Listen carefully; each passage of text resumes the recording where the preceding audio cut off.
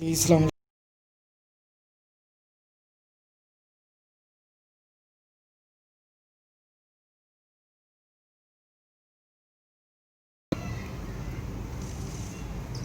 Corona کی وبا میں اپنا خیال رکھیں اور میری ناقص کامیابیوں کے سفر جو کسی طرح بھی میری تعلیم سے مسابقت نہیں رکھتا تھا، یعنی ایف اے کے بعد عدالتی نظام کے بعد اسلام آباد میں وزارت میں جاب، اس کے بعد فوراً بینک میں، اور اس کے بعد کوئی پونے 2 سال یورپ میں، اور پھر کوئی 1 سال ریسٹورانٹ پہ کیش کو مینج کیا، لڑکوں کو ہینڈل کیا، کنسٹرکشن ہو رہی تھی بلڈنگ کی، اس کی دیکھ بھال تھی، اور اس کے فوراً بعد general super store grocery item کا۔ یہ میری زندگی کے مختلف تجربے تھے جن سے میرا پہلے کبھی واسطہ نہیں پڑا تھا۔ آج بھی جن خوش فہمیوں سے پہلے واسطہ تھا وہ اب غلط فہمیوں میں تبدیل ہو گئی ہیں۔ جسی طرح آئی فون 1 آیا تھا یا نوکیا 3310 آیا تھا، آج ٹچ موبائل ہے، آج آئی فون 10 بھی ہے، 9 بھی ہے۔ اسی طرح ترقی کی منزلیں طے کرتے کرتے جو مراسم ہیں اور جو باقی قدریں ہیں وہ بھی اسی کی بھینٹ چڑھ گئی ہیں۔ یہ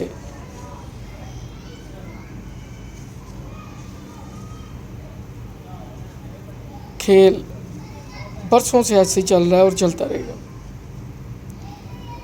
یہ ہمارے ساتھ کوئی نیا نہیں ہے۔ تو سٹور پہ کھڑے ہو کے سیکھنے کو بہت کچھ ملا، کیونکہ سمندر سے باہر کا نظارہ ہو رہا ہے، جب آپ اس میں غوطہ زن ہوتے ہیں تو اور طرح کا ہوتا ہے۔ پھر میں ایک بڑا امیج مڈل ایسٹ سے لے کے آیا تھا بینک سے، اس میں آنیسٹی، لائلٹی، پنکچویلٹی، لیکن یہاں اس کا نام و نشان نہیں تھا۔ بہت دھوکے کھائے میں نے، لیکن جو دھوکے دینے والے ہیں وہ مور ایجوکیٹڈ ہوتے ہیں، ہمیشہ یاد رکھیں۔ جس کا مائنڈ نیگیٹو چلتا ہے وہ بہت تیز ہوتا ہے، پازیٹیو والا اتنا نہیں ہوتا۔ آغا حسن آبدی تھا جس نے پاکستان میں یو بی ایل کی بنیاد رکھی، وہ کو میں آیا گیا بینک، پھر اس نے بی سی سی آئی کی بنیاد رکھی۔ اس کا ماٹو تھا، وہ کہتا ہے کہ جو آدمی کسی بھی بینک سے فراڈ کے بیس پہ، چیٹنگ کے بیس پہ نکالا گیا ہے وہ اسے فوراً ویلکم کرتا تھا۔ وہ کہتا تھا کہ بینک نے اتنا فول پروف سسٹم بنایا ہے، اس آدمی نے پھر بھی چیٹنگ کی ہے، پھر بھی 2 نمبری کی ہے، اٹ مین کہ یہ ایکسٹرا آرڈنری جینیس ہے، لہذا اسے کسی ایسی سیٹ پہ بٹھاؤ جہاں پہ فنینشیل ٹرانزیکشن کم ہو، جو انٹرنل ورکنگ ہے وہ زیادہ ہو۔ تو ایک کنسٹرکٹیو مائنڈ ہوتا ہے، ایک ڈسٹرکٹیو مائنڈ ہوتا ہے۔ The good mind think good things, the bad mind thinks the bad things, and جو ایوریج مائنڈز ہوتے ہیں وہ لوگوں کو ڈسکس کرتے ہیں، اور جو ایکسٹرا آرڈنری جینیس ہوتے ہیں وہ آئیڈیاز تھرو کرتے ہیں، جو جینیس ہوتے ہیں وہ آئیڈیاز کو ریالٹی میں کنورٹ کرتے ہیں۔ میں جہاں سپر سٹور کے کاؤنٹر پہ کھڑے ہو کے کتابیں پڑھ چکے تھے، اب چہرے پڑھنے کا وقت آ گیا تھا۔ اگر آپ چہرہ پڑھ لیں تو آپ کو ڈیل کرنے میں کافی سہولت ہو جاتی ہے۔ عجیب طرح کا یہاں کاروبار اور لوگوں سے آپ کا واسطہ پڑتا ہے، یعنی گھی کا بل 7600 ہے، اس میں ڈسکاؤنٹ 200 روپیہ مائنس کیا ہے، اور نیٹ پھر 7,600 ہی ہے، 7,400 نہیں ہے۔ یہ ایک دفعہ نہیں، اس آدمی نے میرے ساتھ 3 مختلف دفعہ کیا۔ پھر اگر آپ نے سرف ایکسل کا کارٹن لیا ہے تو جب آپ نے کھولا ہے تو پتہ چلا ایک پیکٹ کم ہے۔ ایسی مہارت سے نیچے سے ٹیپ کو کھسکا کے پیکٹ نکالا گیا کہ آپ تصور نہیں کر سکتے۔ انہیں پتہ ہوتا ہے کہ دکانوں پہ جو اسسٹنٹ ہیں، لڑکے کام کرنے والے، وہ اوپر سے ٹیپ اتار کے تو سامان دیتے جاتے ہیں، کون گن کے لگاتا ہے، کون گن کے دیکھتا ہے۔ یہی حال بڑی معروف کمپنی کیڈبری والوں کی چاکلیٹ کا تھا، یہی حال جو بسکٹ سپلائی کرتے ہیں ان کمپنیوں کا تھا۔ اب پتہ نہیں جو ڈلیوری دینے آتا ہے وہ نکالتا ہے یا جو 2 ٹانگوں والا چوہا گودام میں ہے وہ نکالتا ہے۔ بطور نتیجہ میں نے یہ اخذ کیا کہ سامان بیچنا کوئی مہارت نہیں ہے، اصل مہارت ہے کہ آپ سامان خریدتے کس مارجن پہ ہیں اور اس کو چیک کس طرح کرتے ہیں۔ پتہ چلا 12 پیس آئے ہیں، 13واں پیس ایکسپائری کا ہے یا شارٹ ایکسپائری کا ہے۔ پتہ چلا آپ نے 4 مینگو، 4 ایپل، 4 مکس فلیور لکھائے تھے، جب اگلے دن سپلائی آئی ہے تو اس میں مینگو نہیں ہے، ایپل ہے۔ یہ بھی اکثر ہوتا ہے۔ پھر ایسے بھی ہوتا ہے جو آپ نے لکھایا وہ آیا ہی نہیں ہے، جو ان کے پاس ایکسٹرا گودام میں پڑا ہے وہ بیچ دیا، کیونکہ سپلائی ویک بعد آتی ہے۔ اس طرح پورا ویک آپ کو انتظار کرنا پڑے گا کہ میں نے اب اس کو تبدیل کروانا ہے۔ پھر جو کمپنیوں میں لیبر ہے آن گراؤنڈ، جو لڑکے بکنگ کرتے ہیں، کوئی خوش قسمت ہے جو ایک کمپنی میں 3-4 سال نکالتا ہے، ورنہ آج مچل میں ہے، کل لیور میں ہے، پرسوں ریکن اینڈ کولمین میں۔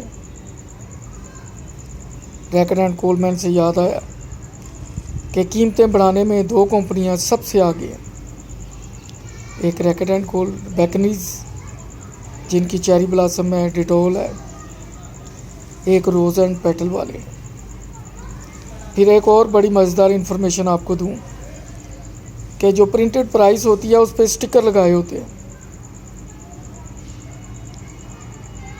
ایسا رواج چل پڑا ہے کہ ہر 3 ماہ کے بعد ایک نیا سٹکر پرانے سٹکر کے اوپر لگا ہوا آتا ہے۔ بہرحال کمپنیوں والوں نے کوئی ایک اسپیشل سٹاف بھرتی کیا ہے جس کی یہ ڈیوٹی ہے کہ تم نے ہر 3 مہینے بعد ہر پروڈکٹ پہ 8 سے 10 روپے بڑھا دینے ہیں۔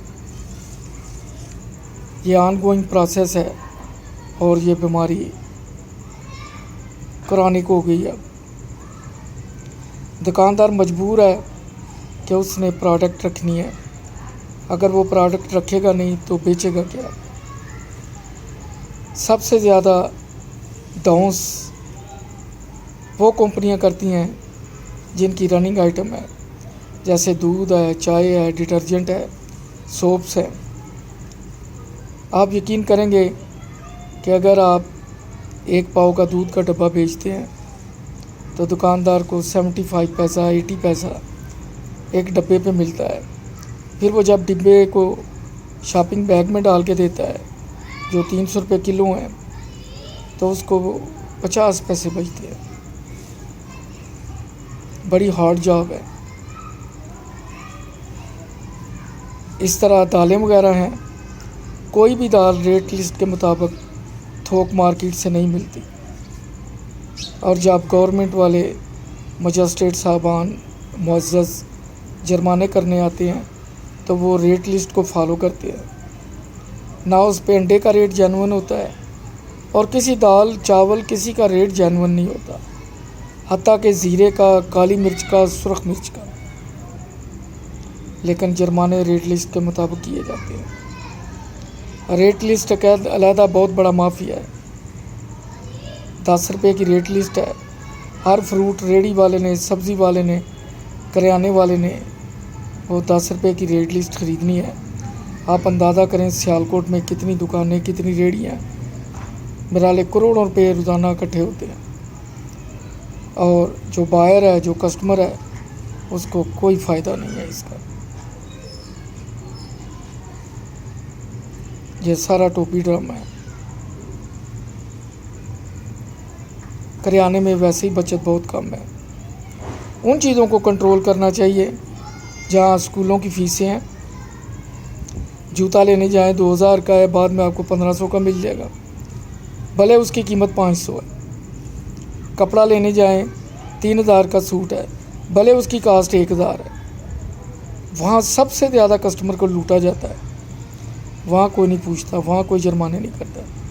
سکولوں میں، لیبارٹریوں میں، کلینکس پہ، کپڑے کی دکان پہ، جوتوں کی دکان پہ آ جا کے سارا زور چلتا ہے. بیچارے سبزی گوشت والے، پھل ریڑھی والے،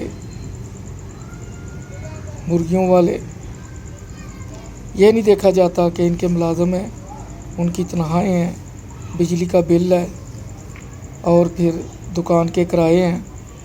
کیونکہ کرایہ دار کو کرایہ چاہیے، اسے یہ غرض نہیں ہے کہ اسے کیا بچ رہا ہے، کیا نہیں بچ رہا.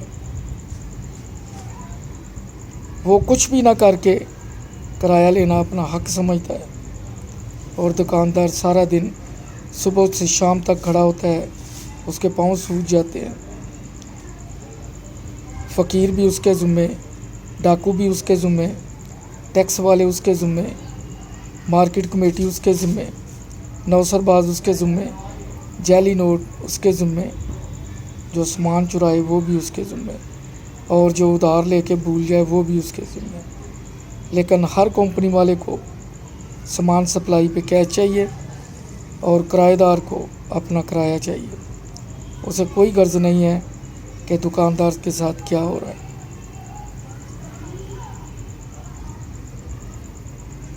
آگے چل کے اس موضوع پہ مزید گفتگو ہوگی. آپ کو مختلف ٹپس دوں گا کہ اگر بزنس شروع کرنا ہے کون سا، کہاں پہ اور کیسے، اور پرچیزنگ کرنی ہے تو وہ کیسے، اور پرچیزنگ کے وقت کاؤنٹر چیکنگ کرنا ہے تو وہ کیسے، اور جب کاؤنٹر پہ کھڑے ہو کے سامان دینا ہے تو وہ کس طرح. یہ بڑی امپورٹنٹ چیزیں ہیں. پھر آپ نے مختلف جو تہوار ہیں ان پہ کون سی چیزیں رکھنی ہیں. گرمیوں کی چھٹیوں میں عید الفطر پہ، عید الاضحیٰ پہ، شب رات پہ، ویکینڈ پہ حتیٰ، یہ بھی بڑا ضروری ہے. اور پھر آپ نے لوگوں کی فیس ریڈنگ کیسے کرنی ہے. پھر آپ نے یہ جو جرمانے والی ٹیمیں ہیں ان کو اسٹڈی کیسے کرنا ہے، ان سے ڈیل کیسے کرنا ہے. میرا چینل سبسکرائب کیجئے، میرے ناقص تجربات سے فائدہ اٹھائیے. دعاؤں میں یاد رکھیے. اللہ حافظ.